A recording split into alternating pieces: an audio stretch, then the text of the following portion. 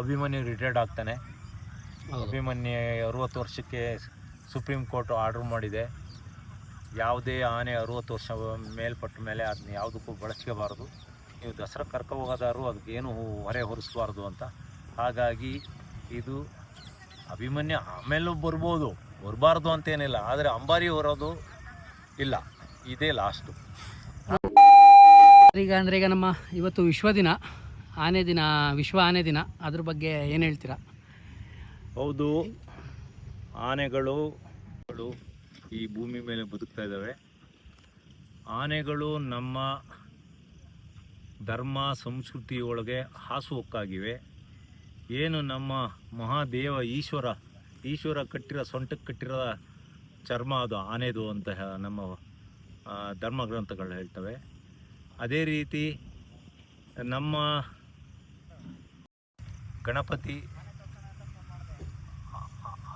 ಗಣಪತಿನೂ ನಮ್ಮ ಆನೆಯ ತಲೆ ಅಂತ ನಮ್ಮ ಧರ್ಮಗಳು ಹೇಳ್ತವೆ. ಹಾಗಾಗಿ ಅದರಲ್ಲೂ ಭಾರತ ದೇಶದಲ್ಲಿ ಆನೆಗಳ ಸಂತತಿ, ಆನೆಗಳಿಂದ ಎಲ್ಲ ನಮ್ಮ ಜೀವನದೊಳಗೆ ಹಾಸುಹೊಕ್ಕಾಗಿದ್ದಾವೆ. ಈಗ ಆನೆಗಳು, ಏಷ್ಯಾದ ಆನೆಗಳು, ಆಫ್ರಿಕಾದ ಆನೆಗಳು ಅಂತ ಆಫ್ರಿಕಾದಲ್ಲಿ 2 ಪ್ರಭೇದದ ಆನೆಗಳಿದ್ದಾವೆ. ಹೀಗೆ ಆನೆಗಳು 2 ಪ್ರಭೇದ 3 ಪ್ರಭೇದ ಆನೆಗಳು ಈಗ ಭೂಮಿ ಮೇಲೆ ಉಳಿದಿವೆ. ಆನೆಗಳನ್ನ ಭಾರಿ ದೊಡ್ಡ ಪ್ರಾಣಿ, ಭಾರಿ ಬುದ್ಧಿವಂತ ಪ್ರಾಣಿ. ಆನೆಗಳಿಗೆ ಭೂಮಿ ಮೇಲೆ ರಕ್ಷಣೆ ಇಲ್ಲದಂತಾಗಿದೆ. ಇತ್ತೀಚೆಗೆ ಆನೆಗಳ ಕಾಡು ನಾಶ ಆಗ್ತಿದೆ, ಆನೆಗಳು ಸಂತತಿನೂ ನಾಶ ಆಗ್ತಾ ಬರ್ತಾಯಿದೆ. ಜಾಸ್ತಿ ಆನೆಗಳು ಸಾಯ್ತಾ ಇರೋದೇ ಕರೆಂಟಿಗೆ ಸಿಕ್ಕಿ ಮಲೆನಾಡಿನಲ್ಲೆಲ್ಲ ಸಾಯ್ತಾ ಇರೋದು. ಈಗೆಲ್ಲ ಮೊನ್ನೆಲ್ಲ ಒಂದು ಆನೆ ಆಮೇಲೆ ಹಾಗಾಗಿ ಅದನ್ನೆಲ್ಲ ಸರ್ಕಾರ ಆನೆಗಳಿಗೆ ರಕ್ಷಣೆ ಕೊಡಬೇಕು, ಆನೆಗಳ ಕಾರಿಡಾರ್ಗಳನ್ನೆಲ್ಲ ಸರಿ ಮಾಡಿ ಕೊಡಬೇಕು. ಈಗ ಕೇವಲ ಒಂದು 25 ದಿವಸ ಇಲ್ಲ 1 ತಿಂಗಳೊಳಗೆ ಕೊಡಗಿನಲ್ಲಿ 3ರಿಂದ 4 ಆನೆಗಳು ಕರೆಂಟಿಗೆ ಸಿಕ್ಕಿ ಸತ್ತೋದು. ಒಂದು ಆಕಸ್ಮಿಕವಾಗಿ ಸತ್ತೋಯ್ತು. ಚನ್ನಪಟ್ಟಣದಲ್ಲಿ ಒಂದು ಆನೆ ಸತ್ತೋಯ್ತು, ಮೂಡಿಗೆರೆ ಭಾಗದಲ್ಲಿ ಒಂದು ಆನೆ ಸತ್ತೋಯ್ತು.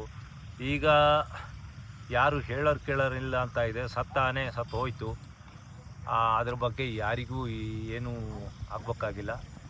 KBR ಇಂದಲೇ ಇಡೀ ಆನೆಗಳ ಸಾವು ನಡೀತಾ ಇರೋದೇ ಕರ್ನಾಟಕದಲ್ಲಿ KBR ನಿರ್ಲಕ್ಷ್ಯದಿಂದ. KB ಅಧಿಕಾರಿಗಳನ್ನ ಇದೇ ರೀತಿ ಈಗಾಗಲೇ ಈಗ ಸತ್ತಿರೋ ಆನೆಗಳನ್ನ KBR ದಸ್ತಿಂದಲೇ ಸತ್ತಿರೋದ್ರಿಂದ KBR ಮೇಲೆ ಒಂದು ಆನೆ ಸತ್ತರೆ ಇಲ್ಲ ಸಾಯಿಸಿದರೆ ಏನು ಆ್ಯಕ್ಟ್ಗಳು ಹಾಕ್ತಾರೋ ಅದೇ ರೀತಿ ಹಾಕಿ ಅವ್ರನ್ನ ಜೈಲಿಗೆ ಕಳಿಸ್ಬೇಕು. ಹಾಗಾಗಿ ಇದೇ ರೀತಿ ಆದರೆ ಆನೆಗಳ ಸಂತತಿನೇ ನಾಶ ಆಗ್ತದೆ. ಆಮೇಲೆ ಇದು ವಿಶ್ವ ಆನೆಗಳ ದಿನ. ನನ್ನ ಎಲ್ಲ ಅಭಿಮಾನಿಗಳು ಎಲ್ಲ ಆನೆಗಳ ಅಭಿಮಾನಿಗಳಿಗೂ ನಾನು ಇದ್ರ ಬಗ್ಗೆ ಶುಭಾಶಯ ಹೇಳ್ತೀನಿ. ಮತ್ತು ಈಗ ಇದು ಕ್ಯಾಂಪು, ಈಗ ಹೊಸ ಕ್ಯಾಂಪ್, ಇದು ಮುಂದೆ ಕ್ಯಾಂಪ್ ಮುಂದುವರ್ಸೋ ಪ್ಲ್ಯಾನ್ ಇದೆ. ಅಂದರೆ ಇಲ್ಲೇ ಹೊಸ ಕ್ಯಾಂಪ್ ರೆಡಿ ಮಾಡ್ತಾರೆ ಸರ್? ರೆಡಿ ಇದೆ. ಒಂದು ಸ್ವಲ್ಪ ಆನೆಗಳನ್ನ ತಂದು ಇಲ್ಲೇ ಇಡೋ ಚಾನ್ಸು ಇದೆ. ಆದರೆ ನಮ್ಮ ಎದುರಿಗಿರೋದೇ ಆ ಕಾಡು ಏನಿದೆ ಅದೊಂದು 100 ಎಕರೆ, ಅದು ಜಗ್ಬೋರ್ನಹಳ್ಳಿ ಅಂತ. ಇನ್ನು 15ರಿಂದ 20 ದಿವಸಕ್ಕೆ ಇಲ್ಲಿ 60ರಿಂದ 80 ಆನೆಗಳು ಬಂದು ಇಲ್ಲಿ ಬೀಳ್ಬಿಡ್ತವೆ. ಯಾಕೆಂದರೆ ಇಲ್ಲಿ ಸುತ್ತಮುತ್ತ ಸಾವಿರಾರು ಎಕರೆಯಲ್ಲಿ ಜೋಳ ಇರೋದ್ರಿಂದ ಆವಾಗ ಭೀಮ ಎಲ್ಲ ಬರುತ್ತೆ, ಎಲ್ಲ ಫೈಟಿಂಗ್ ನಡೆಯೋದು, ಎಲ್ಲ ರೀತಿ ವ್ಯವಹಾರಗಳು ಈ ಕಾಡಲ್ಲೇ ನಡೀತದೆ. 1 ತಿಂಗಳು ಇಲ್ಲಿಗೆ ವಲಸೆ ಬರ್ತವೆ ಆನೆಗಳು. ದೂರದಿಂದೆಲ್ಲ ವಲಸೆಗಳು ಬರ್ತವೆ. ಕೊಡಗಿನ ಕಡೆಯಿಂದ ಬರ್ತವೆ, ಈ ಕಡೆ ಚಿಕ್ಕಮಗಳೂರು, ಮುತ್ತೋಡಿ, ಇಲ್ಲ ಭದ್ರಾ ಕಡೆಯಿಂದ, ಈ ಕಡೆ ಬನ್ನೇರುಘಟ್ಟ ಕಡೆಯಿಂದ, ಈ ಕಡೆ ನಮ್ಮ ವೆಸ್ಟರ್ನ್ ಘಾಟಿಂದ ಎಲ್ಲ ಆನೆಗಳು ಇಲ್ಲಿಗೆ ಬಂದು ಬಿಡ್ತವೆ. ಇಲ್ಲೆಲ್ಲ ಜೋಳ ಎಲ್ಲ ತಿಂದು ಕೊಬ್ಬಿ ಸಂತಾನಾಭಿವೃದ್ಧಿ ಮಾಡ್ಕೊಂಡು ಗಂಡ ಆನೆಗಳೆಲ್ಲ ಮಸ್ತಿ ಬಂದು ಇಲ್ಲಿ ಸಂತಾನಾಭಿವೃದ್ಧಿ ನಡೆಯೋದೇ ಜಾಸ್ತಿ ಈ ಕಾಡಲ್ಲೇ. ಯಾಕೆಂದರೆ ಜೋಳನ ನಿರಂತರವಾಗಿ ದಿವಸಕ್ಕೊಂದೊಂದು ಆನೆ 150-200 kg ಜೋಳ ತಿಂದು ಹಾಕ್ತವೆ. ಇದು ಜಗ್ಬೋರ್ನಹಳ್ಳಿ ಅಂತ ಈ ಭಾಗ. ಇದು ಬೇಲೂರು ತಾಲೂಕಿಗೆ ಸೇರಿದ ಜಾಗ. ಇದು ಭಾರಿ ಒಂದು ಸುಂದರವಾದ ಜಾಗ. ಮತ್ತು ಇನ್ನು ಆನೆಗಳು ನಮ್ಮ ಆನೆಗಳು ಭಾರಿ ಸದೃಢವಾಗಿದ್ದಾವೆ. ಅದು ಹೋಗ್ತಾ ಇರೋದು ಅಜ್ಜಯ್ಯ ಅಂತ ಆನೆ. ಇದು ನಮ್ಮ ಮಹೇಂದ್ರ ಚನ್ನಪಟ್ಟಣದಲ್ಲಿ ಹಿಡಿದಿದ್ದು, ಅದು ನಮ್ಮ ದುಬಾರಲ್ಲಿ ಹಿಡಿದ ಆನೆ. ಇನ್ನೊಂದು ಆನೆ ಅಲ್ಲಿದೆ, ಪ್ರಶಾಂತ. ನಾವೇ ಹಿಡಿದ ಆನೆ. ಅದಕ್ಕೆ ದಿವಂಗತ ವೆಂಕಟೇಶಣ್ಣ ಡಾಟ್ ಮಾಡಿದ್ರು. ಇವೆಲ್ಲ ಸಾಮಾನ್ಯಕ್ಕೆ ವೆಂಕಟೇಶಣ್ಣ ಡಾಟ್ ಮಾಡಿದ ಆನೆಗಳೇ ಇಲ್ಲಿರೋದು. ನಮ್ಮ ಸಕಲೇಶ್ಪುರ ಭಾಗದಲ್ಲಿ ಹಿಡಿದು, ಮೂಡಿಗೆರೆ ಭಾಗದಲ್ಲಿ ಹಿಡಿದವು, ಕೊಡಗಿನ ಭಾಗದಲ್ಲಿ, ಚನ್ನಪಟ್ಟಣದಲ್ಲಿ ಹಿಡಿದ ಆನೆಗಳು, ಎಲ್ಲ ಕಡೆಯಿಂದ ಬಂದಿರೋ ಆನೆಗಳು, ಹಿಡಿದಿರೋ ಆನೆಗಳು ನಮ್ಮಲ್ಲಿವೆ. ಈಗ ಇದೊಂದು ಜಾಗ ಭಾರಿ ಸುಂದರವಾಗಿದೆ ಸರ್. ಈಗ 26 ಗಜಪಯಣ ಸ್ಟಾರ್ಟ್ ಆಗ್ತಾ ಇದೆ, ಆಗಸ್ಟ್ 26ನೇ ತಾರೀಕು. ಅದ್ರ ಬಗ್ಗೆ ನಿಮ್ಮ ಅನಿಸಿಕೆ ಏನಿದೆ? ಈಗ ಒಂದು ಸಂಪ್ರದಾಯ, ಇಡೀ ವಿಶ್ವವಿಖ್ಯಾತ ಸಂಪ್ರದಾಯ, ಇದನ್ನ ಎಲ್ಲರೂ ಒಪ್ಪಿಕೊಂಡಿದ್ದಾರೆ, ಫೇಮಸ್ ಆಗಿದೆ. ಆದರೆ ನಾನೇನು ಹೇಳೋದು ಅಂದರೆ, ಆನೆಗಳ ದೇಹದ ರಚನೆಯಲ್ಲಿ ಆನೆಗಳಿಗೆ ಮಾತ್ರ ಬೆನ್ನಿನ ಮೂಳೆಗಳು ಹಿಂಗೆ ಮೇಲ್ಮುಖ ಆಗಿರೋದು.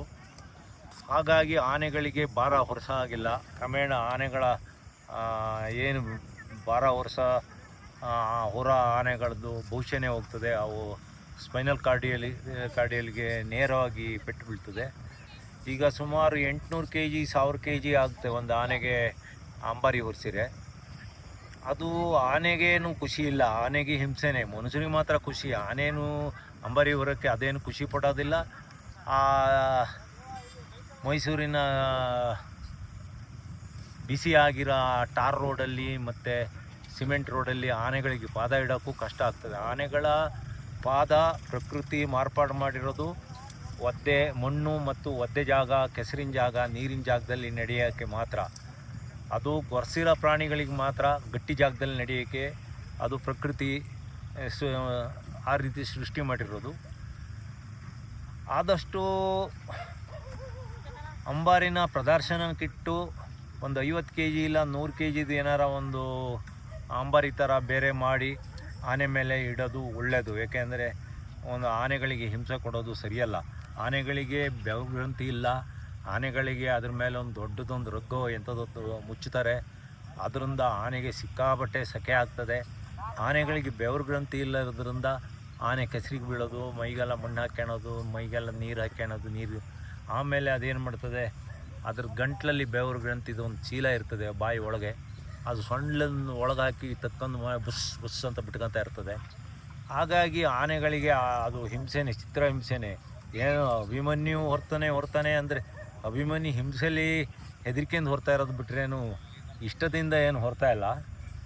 ಹಾಗಾಗಿ ಮುಂದೆ ಆನೆಗಳಿಗೆ ಸಮಸ್ಯೆ ಆಗ್ದಂಗೆ, ತೂಕ ಜಾಸ್ತಿ ಆಗ್ದಂಗೆ ಬೇರೆ ರೀತಿ ಯಾವ್ದಾರ ಒಂದು ವ್ಯವಸ್ಥೆ ಮಾಡೋದು ಒಳ್ಳೆಯದು. ಅಂದರೆ ಈಗ ಸರ್ ತಲಾಂತರದಿಂದ ನಡ್ಕೊಂಬಂದಿರೋ ಪದ್ಧತಿ, ತಲಾಂತರ ನಡ್ಕೊಬಂದಿದೆ ಪದ್ಧತಿ. ಆದರೆ ಆವಾಗ ಮೈಸೂರು ಮಹಾರಾಜರು ಕೂರ್ತಿದ್ರು. ಮಹಾರಾಜರು ಏನು ಒಬ್ಬ ಮನುಷ್ಯ ಏನು ಹಬ್ಬ ಅಂದ್ರೆ 100-125 kg ಇದ್ರು ಅಂತ ಕಾಣ್ತದೆ. ಆದರೆ ಈಗ 800 kg ಹೊರಿಸೋದು. ಅದು ಅಂಬಾರಿ ಒಳಗಡೆ ಅಂಬಾರಿ, ಈ ಅಂಬಾರಿ ಅಲ್ಲ, ಮರದ ಇದ್ರೊಳಗೆ ಕಟ್ಕೊಂಡು ಕೂರ್ತಿದ್ರು. ಏನು ಹಬ್ಬ ಅಂದ್ರೆ 500 kgನೂ ಇರ್ತಿರ್ಲಿಲ್ಲ, ಒಂದು 150-200 kg ಇರ್ತಿತ್ತೇನ. ಆದರೆ ಈಗ ಅಂಬಾರಿ 800 kg ಇದೆ. ಅದರ ಮೇಲೆ ಮಾವುತ ಒಬ್ಬ, ಅದರ ಮೇಲೆ ಇನ್ನೇನೇನೋ ಬೇರೆ, ಆಮೇಲೆ ಆ ತಾಯಿ ಚಾಮುಂಡೇಶ್ವರಿ ವಿಗ್ರಹದ್ದು ವೆಯ್ಟು ಅದೆಲ್ಲ ಇರ್ತದೆ. ಹಾಗಾಗಿ ಆನೆಗಳ ಬಗ್ಗೆನೂ ಕರುಣೆ ತೋರಬೇಕು, ಅವುಗಳ ಪರಿಸ್ಥಿತಿನೂ ಅರ್ಥ ಮಾಡ್ಕೋಬೇಕು. ಮತ್ತೊಂದು ಇದು ವಿಶೇಷ ಅಂದರೆ, ಈ ವರ್ಷ ಅಭಿಮನ್ಯು ರಿಟೈರ್ಡ್ ಆಗ್ತಾನೆ. ಅಭಿಮನ್ಯು 60 ವರ್ಷಕ್ಕೆ ಸುಪ್ರೀಂ ಕೋರ್ಟ್ ಆರ್ಡ್ರ್ ಮಾಡಿದೆ, ಯಾವುದೇ ಆನೆ 60 ವರ್ಷ ಮೇಲ್ಪಟ್ಟ ಮೇಲೆ ಅದನ್ನ ಯಾವುದಕ್ಕೂ ಬಳಸ್ಕೋಬಾರ್ದು. ನೀವು ದಸರಾ ಕರ್ಕೊ ಹೋಗೋದಾದ್ರು ಅದಕ್ಕೇನು ಹೊರೆ ಹೊರಿಸಬಾರ್ದು ಅಂತ. ಹಾಗಾಗಿ ಇದು ಅಭಿಮನ್ಯು ಆಮೇಲೂ ಬರಬಾರ್ದು ಅಂತೇನಿಲ್ಲ, ಆದರೆ ಅಂಬಾರಿ ಹೊರೋದು ಇಲ್ಲ, ಇದೇ ಲಾಸ್ಟು.